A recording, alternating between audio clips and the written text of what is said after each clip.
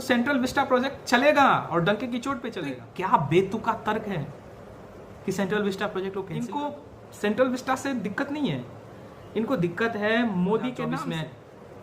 मोदी अगर जीतेगा ना तो सिर्फ आप लोगों की वजह से। सेंट्रल विस्टा प्रोजेक्ट लॉन्च करते टाइम गवर्नमेंट को कोई सपना आया था? कोरोना के साथ अब आपको जीना पड़ेगा। आप लेफ्ट लिबरल गैंग अगर चाहते हैं कि मोदी ना बने दोबारा प्राइम मिनिस्टर, तो आप देश विरोधी कामों को करना बंद कर दो।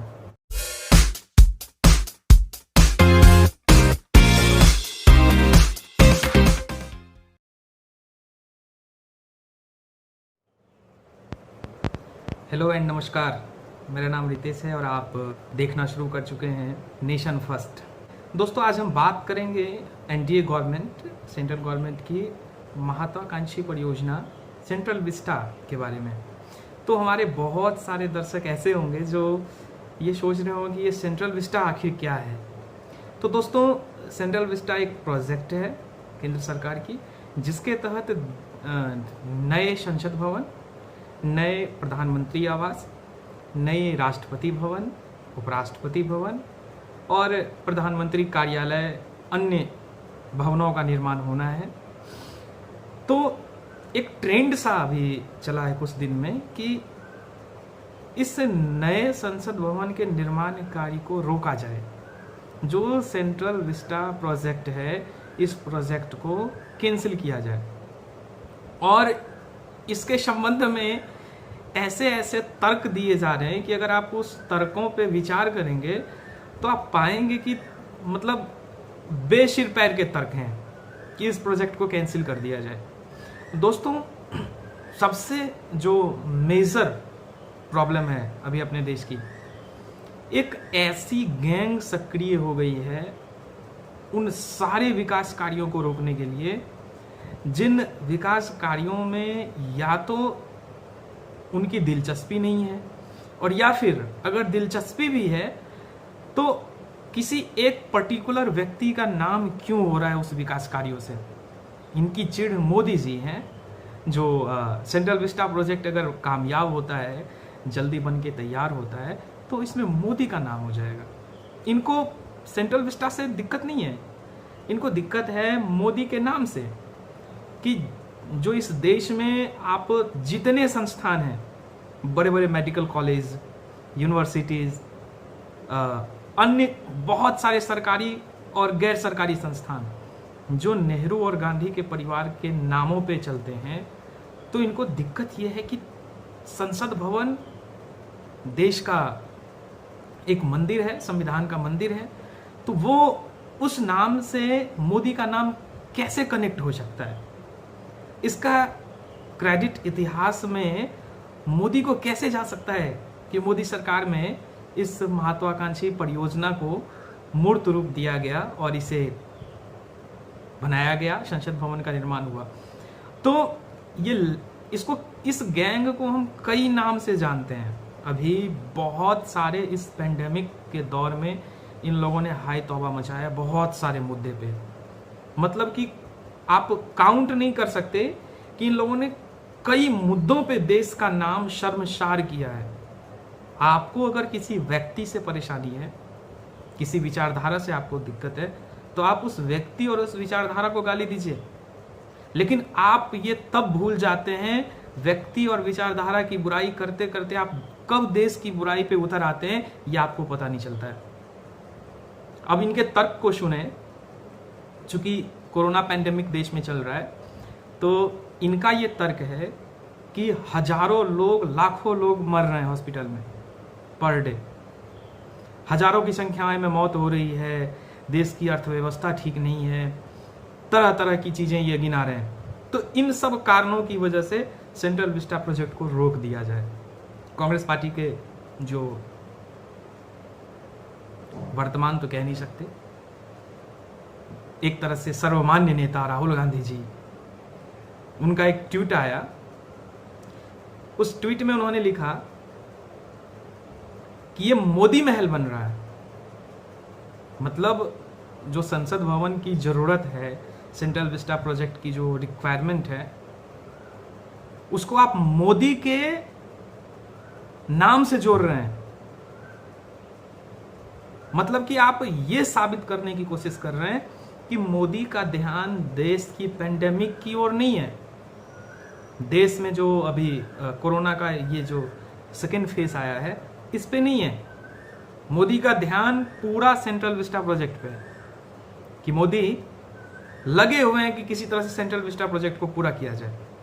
इनका तो मतलब एजेंडा है कि सेंट्रल विस्टा प्रोजेक्ट कंप्लीट करें, संसद भवन बनाए, अपने लिए शानो शौकत के लिए, खुद के शानो शौकत के लिए मोदी का महल बन रहा है। तो इन लोगों के जो तर्क आप सुनेंगे तो तर्क सुन के आप दांतों तले उंगली दबा देंगे। अब आपके तर्क को हम मान भी लें एक सेकंड के लिए कि सेंट्रल विस्टा प्रोजेक्ट कैंसिल कर दे कुछ दिनों के लिए, या पूर्णकालिक कैंसिल कर दें, अभी जरूरत नहीं है हमें संसद भवन की।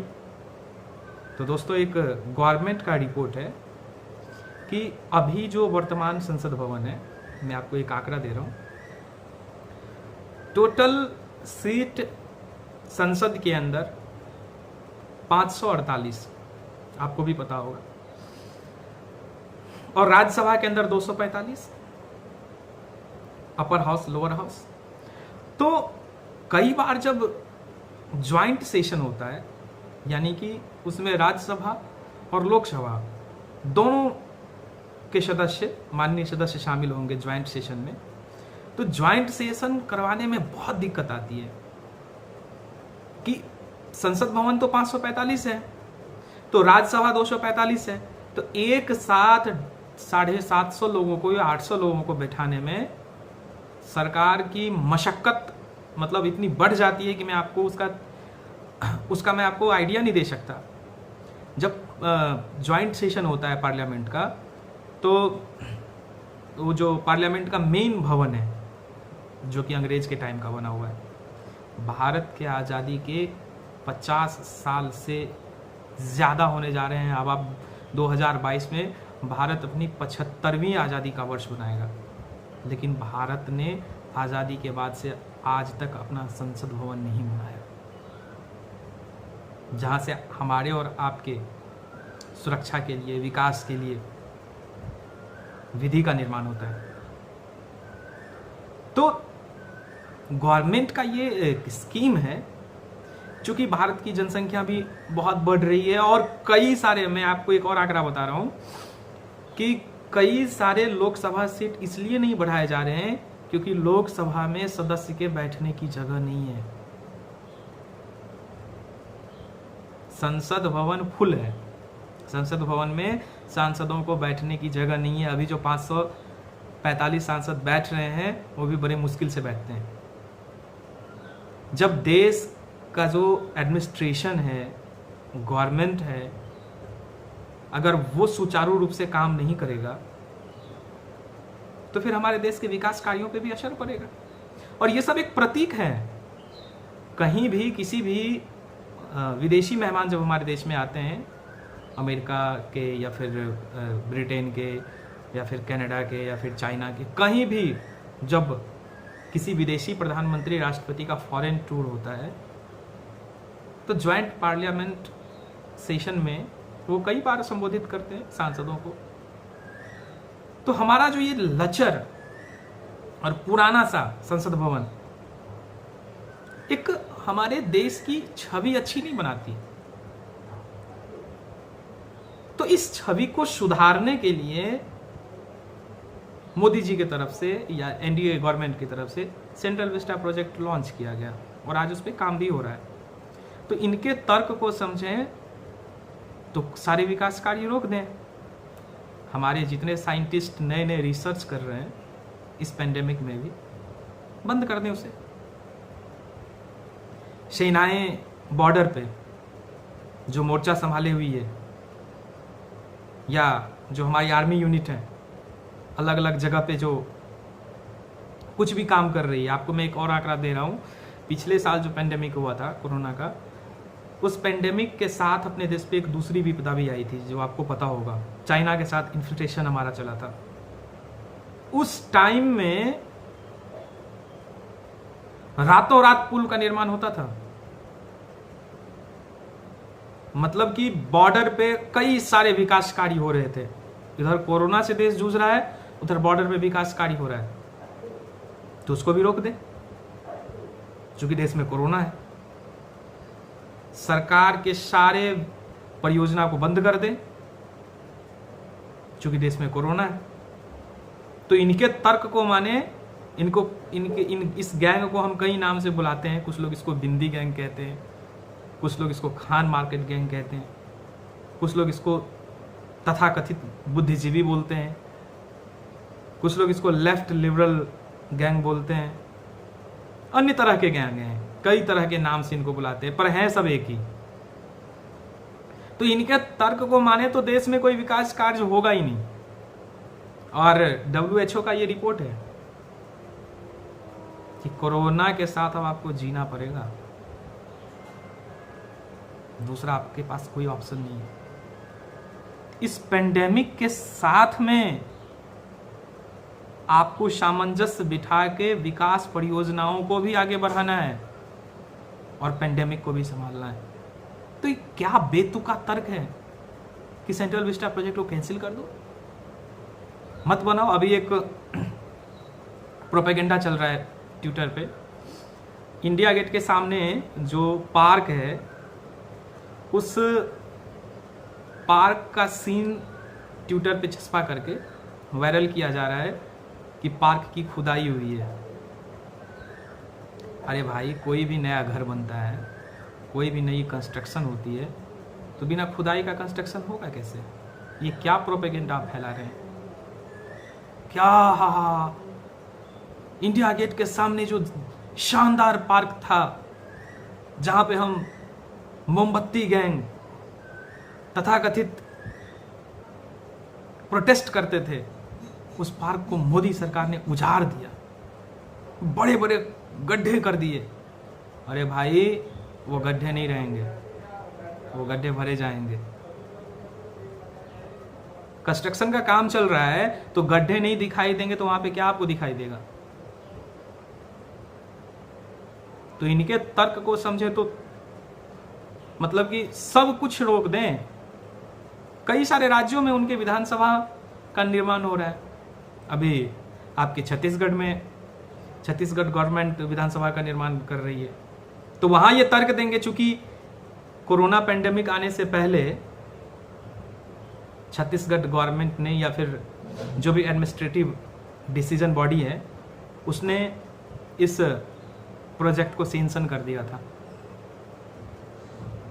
तो ये सेंट्रल विस्टा प्रोजेक्ट जो गवर्नमेंट ने लॉन्च किया, एनडीए गवर्नमेंट ने लॉन्च किया, तो क्या सेंट्रल विस्टा प्रोजेक्ट लॉन्च करते टाइम गवर्नमेंट को कोई सपना आया था क्या